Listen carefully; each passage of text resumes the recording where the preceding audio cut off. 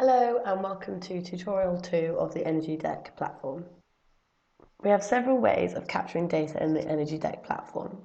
In this tutorial, I'll explain how this can be done using the platform's manual data capturing capabilities. So to sign into the platform, you need to come to the EnergyDeck website, click on Login, and then sign in using your username and password.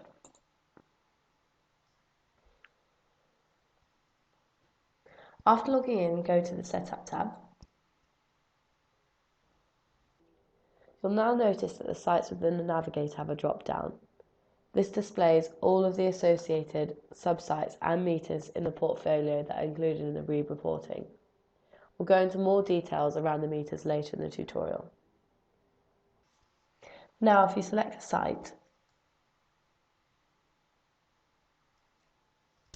it displays all the site details, and here we've captured the basic information of the site, including address, floor space, and occupants. If you'd like to change any of these figures, click on the Edit button. Any of the parameters can be changed at any time and are also time-stamped, but we recommend that you don't change the unique asset reference number, as this is used for internal analysis purposes. When accurate addresses have not been provided, you might notice that your site's location is not correct on the map. You're able to change this by clicking the Check Location button and then moving the pin to the correct place and confirming the location.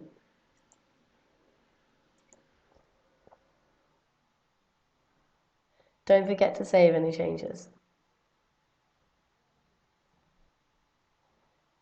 If we then go back to the main tab,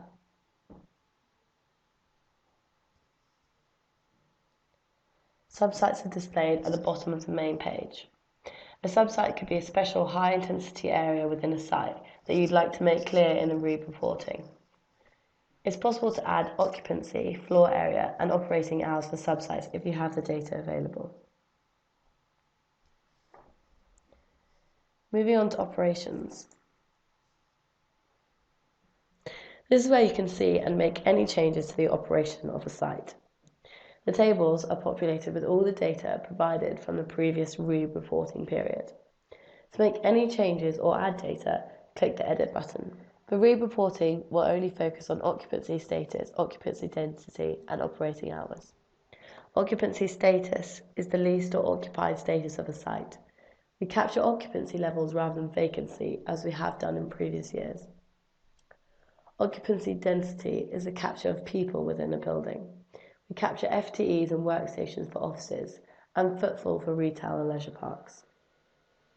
Both of these tables allow manual input by clicking the Add buttons located in the right-hand corner of the table.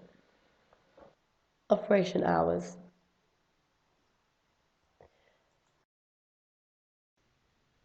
We're able to capture raw data on core and additional hours on the platform. We also have the capability to collect more specific time periods. These can then be broken down into days of the week. For instance, if a shopping centre has a late night opening on a Thursday, this information can be captured in the platform. To do this, select Additional for the type of hours, and then set the mode to Specific. You can then select the months, days, and hours you want to add data for. Don't forget to click Save.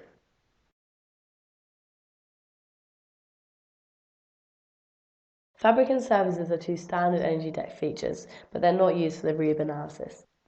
Ratings and audits. Where ratings and certificates such as EPCs, DECs, LEED, and BREEAM are stored. Audits including ESOS assessments and ISO 50001 can be stored in the area of the platform, but will not currently be used in the BBP report. Historically, BBP have collected EPCs and DECs, but EnergyDeck are also capable of storing additional ratings. So if you have these available, please include them in the platform. Meters have been set up in EnergyDeck using the energy data provided for previous reports. EnergyDeck works using meters across all resource types, including waste. So when uploading data for the next period, it is important to understand the values will correspond with a meter. For example, total electricity landlord procured, or total incinerated waste. When tenant energy data has been provided in the past, you'll see that EnergyDeck has created a subsite and meter named either tenant procured or tenant submetered. This is also the case for special service consumption, such as comms rooms. If you'd like to alter the way this is named, please contact BBP@EnergyDeck.com. To view existing consumption values, we call them readings in EnergyDeck. Click on one of the meters. In this case, we'll go for total electricity, landlord procured. Here you'll find a table which is date stamped with the previously reported consumption data. To add a new reading, simply click on the Add New Reading button.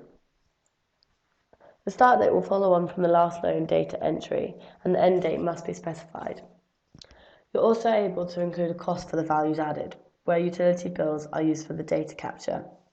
This could be useful information to include for personal analysis. Cost data, however, will not be shared with the BBP, nor its members. Then go to Chart. Here you're able to visualize the energy used for a specific site. An annual period selector is available to switch between calendar and reporting periods. When receiving only a single consumption value per year, EnergyDeck carries out a basic calculation to allow the user to view what their estimated energy consumption is over a year, breaking it down into weeks and months. When more granular data is provided, this chart will provide a real energy trend data. Tariffs. This tab will not be used in the BBP reporting, but we have included the functionality in the platform should you wish to populate it. Contact EnergyDeck if you'd like to learn more about this function. Alerts. This function alerts a specific user when the platform is expecting to receive a reading, or whether a reading is higher or lower than expected. It will prompt a user if consumption value has not been received by a certain date. Useful if you're allowing managing agents to upload the data to the platform. Regression. This tab will not work unless we are receiving granular data for the site. The linear regression tool is used to track consumption against heating and cooling degree days. Logs. A record of any consumption values added, by who and when. In this case, there have been no manual data input, so no logs are available. We've had to carry out a calculation of several meters to create a total consumption for the reporting period. EnergyDeck will allow you to create a series of sub-meters and auto-total, carrying out the calculation automatically. EnergyDeck is also able to capture half-hourly meter data if you have it available. This can simply be uploaded to the platform via CSV. If you'd like to provide more granular data, please get in touch with BBP or ourselves and we'll assist the setup.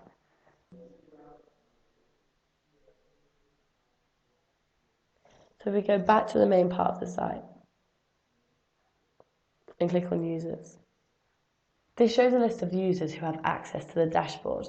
In the BBP version of EnergyDeck, we have a single user role, which allows all users full read and write rights.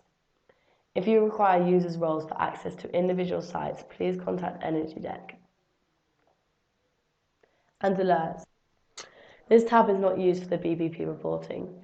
Using target meters, this is another area where we can create alerts in EnergyDeck.